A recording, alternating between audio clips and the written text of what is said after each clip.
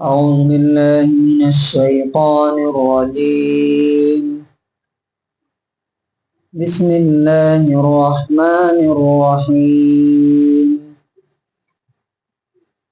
ومن يقتل مؤمنا متعمدا فجزاؤه جهنم خالدا فيها وغضب الله عليه ولعنه وأعد له عذابا عظيما۔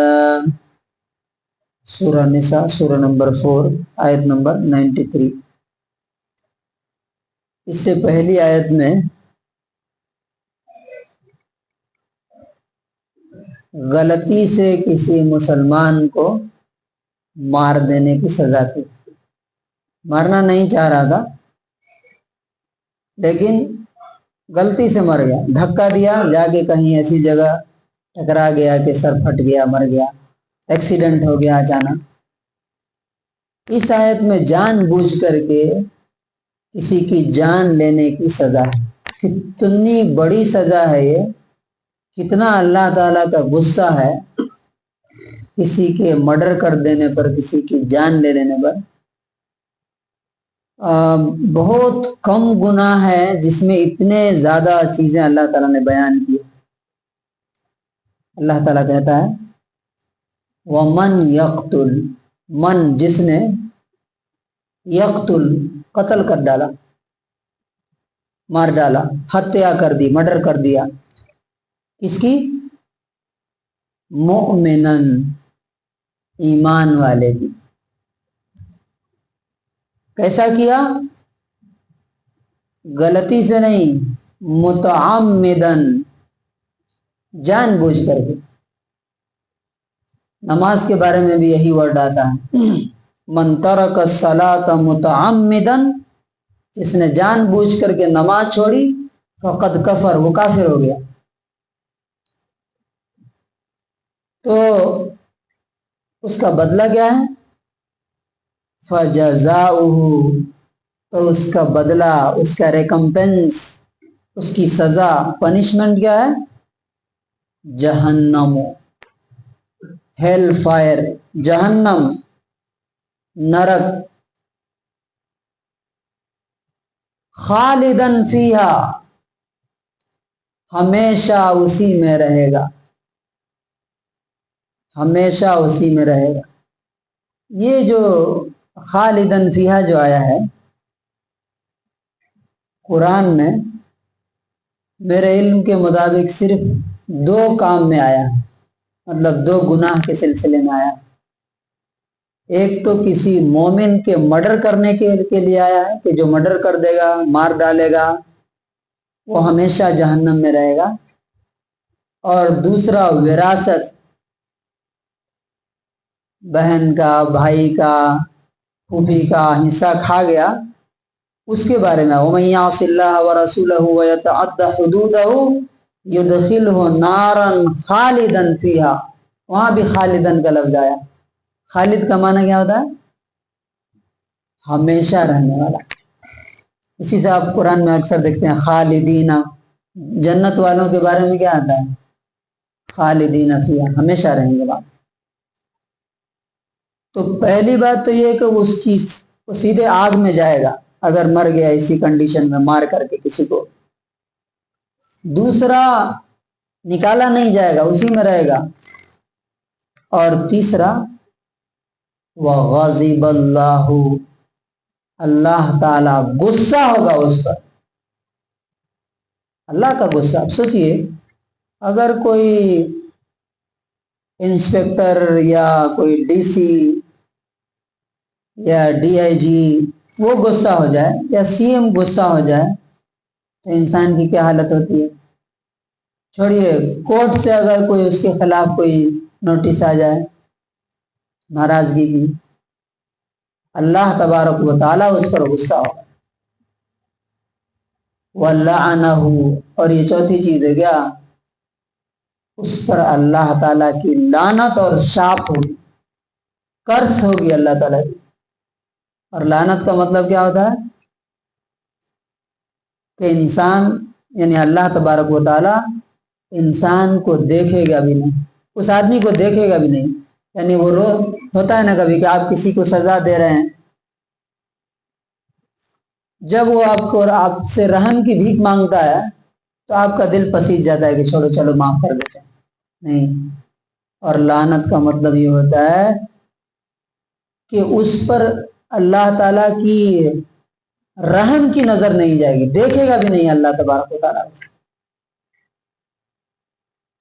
और पांचवी चीज, वअअद्द लहू, और उसके लिए तैयार किया है अजाबन अजीमा।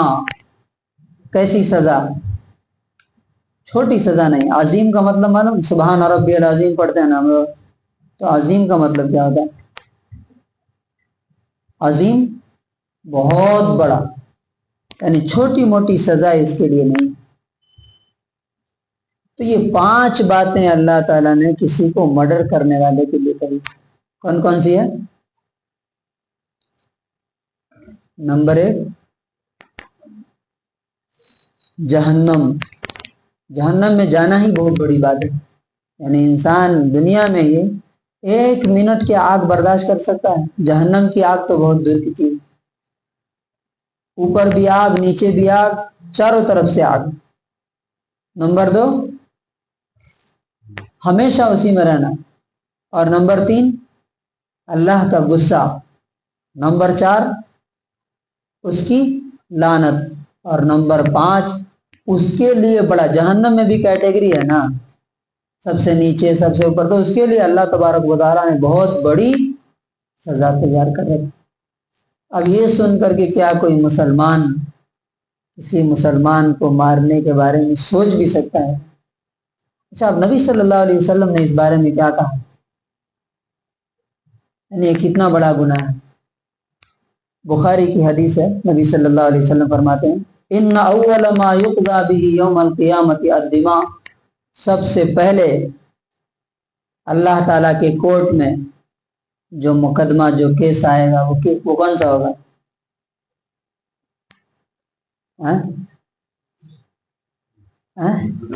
मर्डर का। इबादत में नमाज का, इंसानी हुकूक में मर्डर का और कत्ल का मुकदमा सबसे पहले अल्लाह ताला उसका फैसला करेगा। और किस तरह से आएगा वो भी है। नबी सल्लल्लाहु अलैहि वसल्लम फरमाते हैं, यजीउल कातिल यौमल मक़तूल यौमल क़ियामत बिल कातिल। जिसका मर्डर हुआ है, जिसको आप मार देते हैं, वो क़यामत के दिन उस शख्स का सर पकड़ के और बाल घसीटते हुए, ऐसा सर का बाल पकड़ करके अल्लाह ताला के पास आएगा। हत्ता युदनियहु मिनल अर्श, उसको अर्श के पास लाएगा अल्लाह ताला के सामने और कहेगा, सलहु फीमा क़तलनी, ऐ अल्लाह इससे पूछिए कि इसने मुझे क्यों मारा। सोचिए, यानी अल्लाह तबारक व तआला तक उसकी डायरेक्ट रीच होगी, पकड़ करके लेके आएगा। और कैसा आएगा?